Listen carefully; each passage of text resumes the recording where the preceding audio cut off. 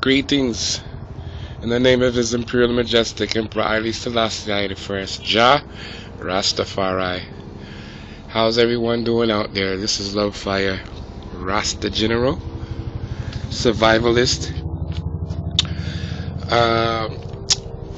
amateur outdoor specialist, and just a man of nature by the heart. For many years, my people have struggled and have fought for survival on the front lines of America. From the first boats that came off the west coast of Africa and set sail to the shores of America, the first slave ships that touched down in North Carolina, South Carolina, Virginia, New York, Miami, Florida, all these places where my ancestors were forced into brutal labor, were forced into the most wicked and most inhumane conditions imaginable. But yet we survived. And how did we survive? We survived because of the ancient ancestral powers of the African jungle spirit. My ancestors, the forefathers and mothers who came before I, were strong people who came from the very wild wilderness that was untamed from Africa. And those ancient survival skills is what paved the way for us. Well, me as a Rastafari and me as a man of knowledge of the earth and integrity of the planet and the plants and the animals and the levity of that, the elevation and the knowledge and the love and the inspiration of nature, of the wonders of the gifts of this planet that the Almighty put forth here for I and I, Aman, is more in tune into that now. And the earth will heal us, the earth will protect us in this time. This is 2012. This is August 14, 2012. This is the General Love Fire, Rasta General. And I want to take you in and show you a few things that you should have prepared and have in your safety kit at all times, because at any given time the government could collapse, and the politicians, the people out there, they're not with I, they're not for I. So it's all about survival. It's all about doing what we can to make a better life, and it's all about the day-to-day, everyday preparedness and readiness at any given time, because too many people are lazy in the system. Too many people are totally just complacent when it comes to what to do in an emergency situation. So you hear the choppers going over right now. You know, it could be wartime any time. So always have a few items ready. I want to show you a few things that I do have here. I want to scan my bed. I have laid out a few things here on the bed. I just want to scan over them and show you a few items that every person should have for their survival. And I'm missing a few things. I'm missing my fire flint, my fire starters. I went camping last week and I know I left my original fire flint out there, which breaks my heart, because you never want to lose your gear. Your gear is your life. And so I just want to scan over a few items that I have laid out, and I will go over the items that I do have here, so you will be able to get a glimpse of what's going on. Just to show you some basics. Alright, let's go over that one more time. We're going to scan through. I'll show you what's there so you see it. Yes, have to show you the King, His Majesty, Emperor Selassie I the First. I'm missing several knives.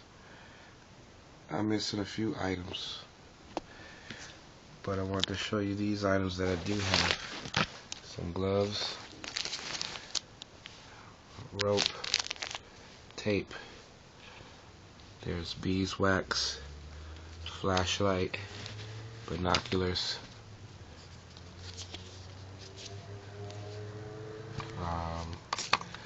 got a military issue compass, emergency whistle with compass, temperature read, temperature gauge, and I do believe there's a flashlight on there. So I have a emergency solar panel clip-on flashlight that I got at the hiking store. Watch, shovel. Did y'all get the shovel? Utility fork, spoon. We got the saw,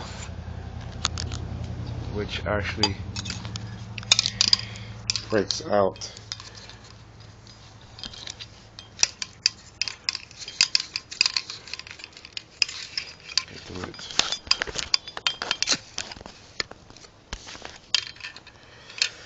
So this is an emergency saw that's red in case you drop it. It's durable. I got it for $5 at the flea market. You know, and a lot of these items you can get for super cheap. A lot of these things I got at the flea market for $5, $10, maybe $20 at the max. A lot of things I ordered. I got this knife here, which is a special ops knife. It's about, fits in your palm. It's a good weight.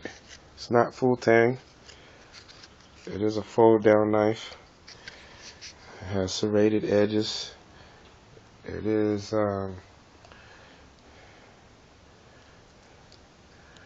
Tano knife. You see the edge. It has a windshield breaker tip.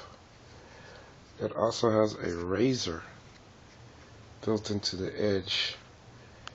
If you can see that razor right there, to cut rope and certain other little things you might need.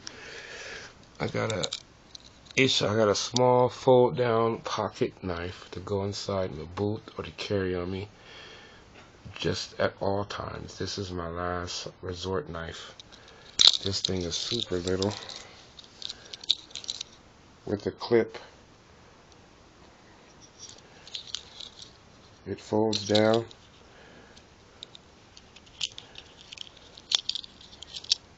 And that's about as big as it is. And this knife goes, I'm telling you. It don't look like much, but it goes.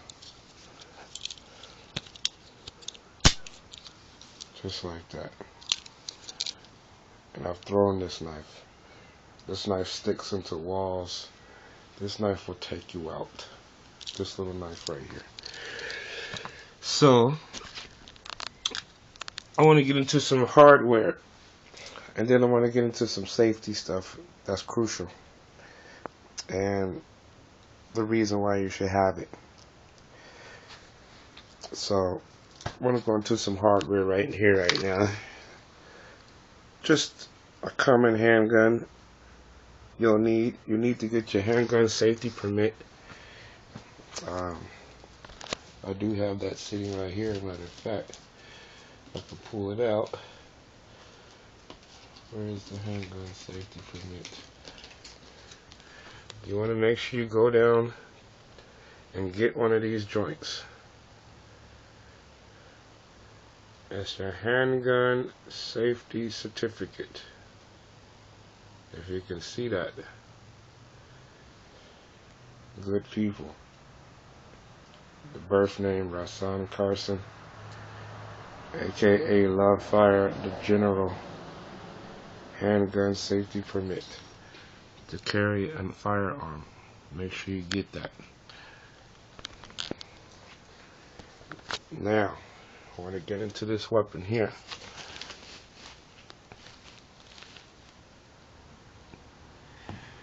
This is a 22 Mossberg Tactical with laser sight. I don't know if you can see the laser. There's the laser.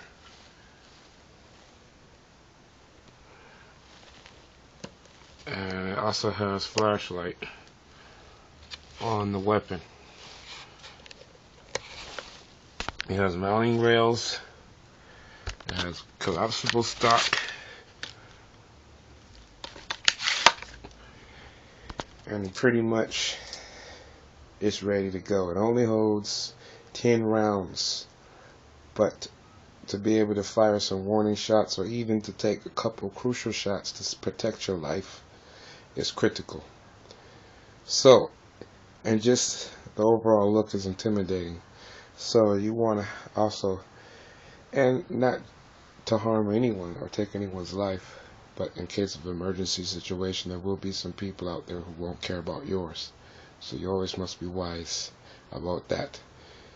But mainly that would be for hunting, survival, as far as wild game, birds, stuff like that. If man had to resort to going back primitive and actually hunt and become a hunter-gatherer again. And that's why we have all these other items, which I go to next, because the most ancient of technology before this was this. And this is my baby here. I love this thing. This is a survival breakdown bow. I'm going to pull it out slowly so you can see how this thing gets down. And I am a good archer. I practiced sufficiently for a few months in my backyard with a target, and I got good enough to take down game. And in the case of an emergency situation, if I had to go out and survive to eat, Papa's bringing home something. So that's how I'm going to deal with it. But I just wanted to show you the rods. And a good skill to have is to know how to make a bow. Because at any given time, you never know when you might have to shoot down something. And it's very easy to make a homemade bow with just some simple string, even some material, just to get a flex on the pool, a piece of yarn, some old shirt. You can make a bow. So let me show you the breakdown survival compound bow. I'm gonna build it up. Give me 5 seconds to build it up. I'm gonna put this down real quick.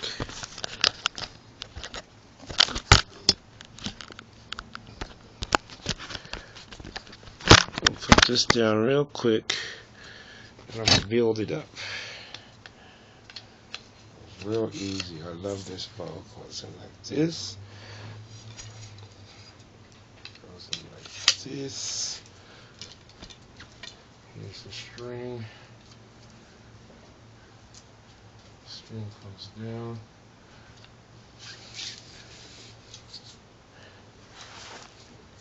Flip it over. Get the tension.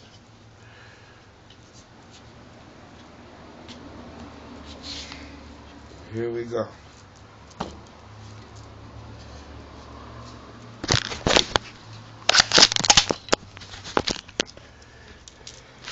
Oops, sorry about that.